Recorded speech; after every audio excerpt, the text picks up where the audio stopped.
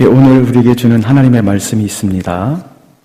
이사야 57장 14절부터 21절까지의 말씀입니다. 이사야 57장 14절부터 21절까지의 말씀입니다. 그가 말하기를 도두고 도두어 길을 수축하여 내 백성의 길에서 거치는 것을 제하여 버리라 하리라. 지극히 존귀하며 영원히 거하시며 거룩하다 이름하는 이가 이와 같이 말씀하시되 내가 높고 거룩한 곳에 있으며 또한 통회하고 마음이 겸손한 자와 함께 있나니 이는 겸손한 자의 영을 소생시키며 통회하는 자의 마음을 소생시키려 함이라. 내가 영원히 다투지 아니하며 내가 끊임없이 노하지 아니할 것은 내가 지은 그의 영과 혼이 내 앞에서 피곤할까 함이라. 그의 탐심의 죄악으로 말미암아 내가 노하여 그를 쳤으며 또 내 얼굴을 가리고 노하였으나 그가 아직도 패역하여 자기 마음의 길로 걸어가도다. 내가 그의 길을 보았은즉 그를 고쳐줄 것이라. 그를 인도하여 그와 그를 슬퍼하는 자에게 위로를 다시 얻게 하리라. 입술의 열매를 창조하는 자 여호와가 말하노라. 먼 데 있는 자에게든지 가까운 데 있는 자에게든지 평강이 있을지어다. 평강이 있을지어다.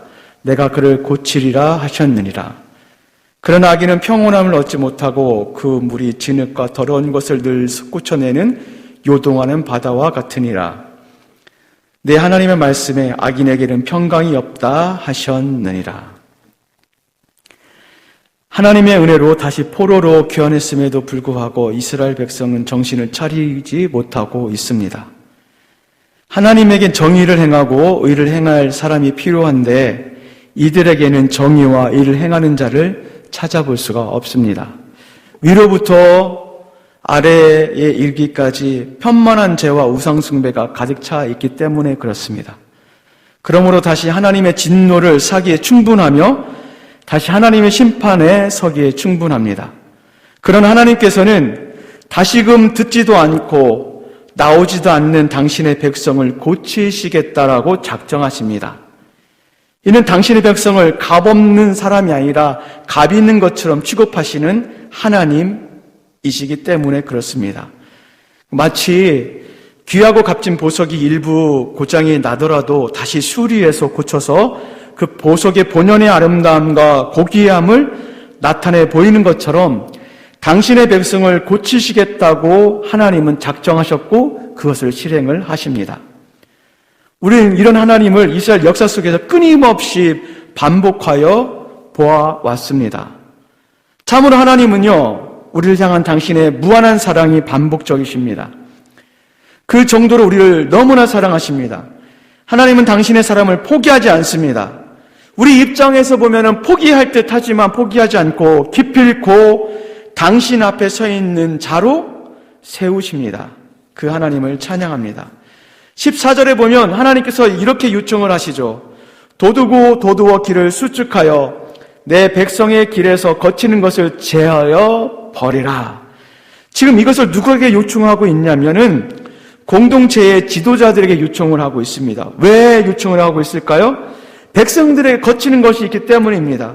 그렇다면 백성들에게 거치는 것이 무엇일까요? 백성들은 영적으로 무지하고 윤리적으로 죄 가운데 있습니다. 이것이 바로 거치는 것입니다. 그러면 하나님께 나아갈 수 있는 길이 상실되어 버려졌습니다. 따라서 하나님은 지금 지도자에게 그 길을 만들어 주어라 라고 요청을 하시는 것입니다. 이 말씀은 다시금 지도자가 드려야 될 하나님의 말씀입니다. 여러분, 지도자는 어떤 사람일까요? 지도자는요, 따라오는 자들이 하나님께 나아갈 수 있는 그 길을 닦아주는 사람입니다.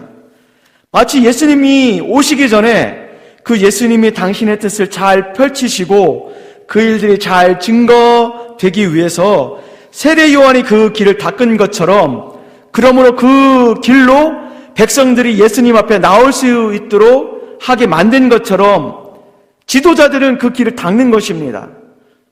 그렇다면 하나님께 나갈 수 있는 길을 닦는다는 것은 무엇을 의미를 할까요? 내적으로 영적인 정화를 의미를 합니다. 지도자들이 해야 될 것은 무엇이냐면 따라오는 자들의 죄의 문제를 자각하게 하는 것입니다. 어떻게 자각할 수 있게 만들 수 있을까요? 하나님 앞에 하나님의 말씀 앞에 자각할 수 있도록 해야 됩니다. 따라서 지도자는 백성들보다 더 말씀 가운데 선명한 기준이 필요합니다. 계속해서 15절부터 19절까지는 하나님은 당신의 백성을 고치시겠다라고 확정하십니다. 고치시겠다는 거예요. 15절 말씀에 보면 하나님의 성품이 나열돼요. 하나님 어떤 분이십니까? 지극히 존귀하며 영원히 거하시며 거룩한 분이십니다. 이 성품 속에 백성들이 가야 될 방향성이 있어요. 하나님은 모든 신의 신보다 존귀하신 분이죠. 감히 우상과 비교될 수 없는 분이시죠. 하나님은 영원히 거하시는 분이시죠. 함께 하시는 분이시죠. 잠깐만 있는 분이 아니라 처음부터 영원까지 변치 않는 그 사랑으로 말미암아 함께 하시는 분이 바로 하나님이십니다. 그리고 그분은 거룩하신 분이십니다. 이것은 하나님은 죄를 싫어하신다는 그런 뜻입니다. 그러므로 당신의 백성이 죄가 있다면 그 죄를 제거해 주시는 분이 바로 하나님이십니다. 계속해서 15절 중반절에는 하나님이 고쳐주시고자 하는 백성이 누구인지, 어떤 사람을 고쳐주시는 자에 대해서 말씀을 하고 있습니다. 어떤 자를 고쳐주시죠? 마음에 통회하는 자, 그리고 겸손한 자입니다. 통회와 겸손은 함께 움직입니다. 자신의 죄를 하나님께 고백하는 자는요, 겸손할 수밖에 없고요, 겸손한 자는 하나님 앞에 엎드려서 회개하는 자입니다. 지금 이런 자를 찾고 계시고 이런 자를 고쳐주시겠다라고 하나님께서 말씀을 하시는 것입니다. 그리고 15절 하반절에는 회개하고 겸손한 자를 어떻게 고쳐주실지에 대해서 말씀을 하고 있는데 15절 읽도록 하겠습니다. 하반절. 이는 겸손한 자의 영을 소생시키며 통회하는 자의 마음을 소생시키려 함이라. 하나님은 자네거나 영원토록 우리의 영과 마음에 관심을 갖고 계시죠. 하나님께서 우리에게 영을 주셨습니다. 영을 주신 이유는 주님과 관계를 맺기 위함입니다. 그 관계의 통로로 영혼을 인간에게 주셨습니다.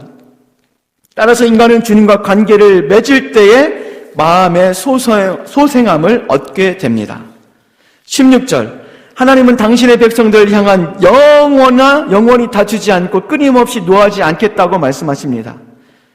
하나님은 당신의 백성을 향해서 노하시지만 그 노를 영원히 하지 않겠다고 말씀하시는 겁니다. 16절 말씀 가운데 영원히 끊임없이라는 단어가 눈에 들어와요. 이것을 통해서 당신의 백성을 향한 노는 영원하지 않다는 것을 더 드러내는 말씀입니다. 그렇다면 왜 일시적일까요? 16절 중반절에 보면 내가 지은 그의 영과 혼이 내 앞에서 피곤할 것 같기 때문이다 라고 말씀을 하십니다. 지금 하나님은 당신의 백성이 죄를 범죄하였고 그 죄에 대해서 노를 바라시면서도요, 조심하고 지금 조심하신다는 것이며, 그 이유가 무엇이죠? 바로 당신의 백성의 상처를 받지 않고 다치지 않게 하려는 마음 때문에 그래요. 어찌 하나님이 인간을 이렇게까지 생각할 수 있을까요?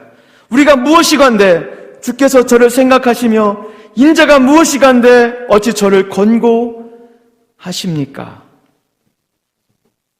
하나님께서 인간을 향한 이런 조심스러운 마음을 품고 계신다면 우리 역시도요, 하나님의 마음을 아는 자가 돼야 될 것입니다.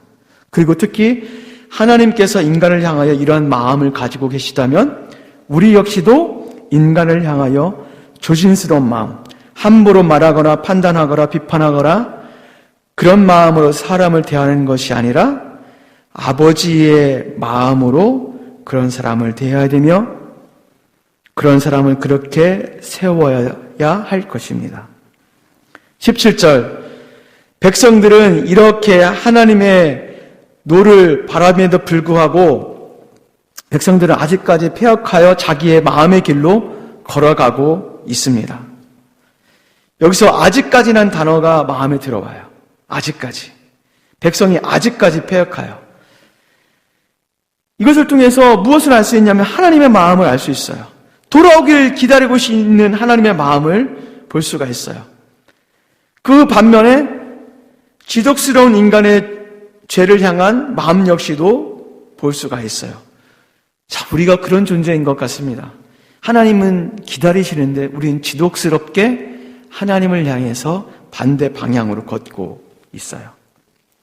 18절, 하나님은 이런 우리를 고치시겠다고 마음을 먹습니다. 18절에요, 내가 그의 길을 보았은즉, 하나님은 모든 걸 보고 계시죠? 그를 고쳐줄 것이라, 그리고 인도하여 그와 그를 슬퍼하는 자에게 위로를 다시 얻게 하리라. 고쳐주시겠다는 거예요. 다시금 슬픔이 변하여 위로를 주시겠다는 거예요. 그리고 19절, 이런 하나님은 결코 당신께서 하신 말씀을 변치 않으시는 신실한 하나님인 것을 다시금 말씀을 하십니다. 19절에 입술의 열매를 창조하는 자 여호와라고 말씀하세요. 이거는 당신께서 하신 말씀을 변치 않고 이루시는 하나님이라는 것을 다시금 확신시켜주는 말씀입니다.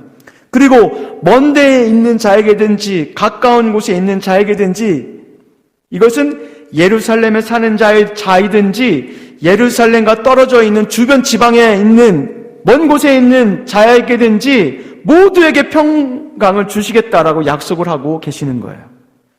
평강을 약속하신다는 것은 무엇을 의미하냐면요, 치유와 회복을 약속하시는 것입니다.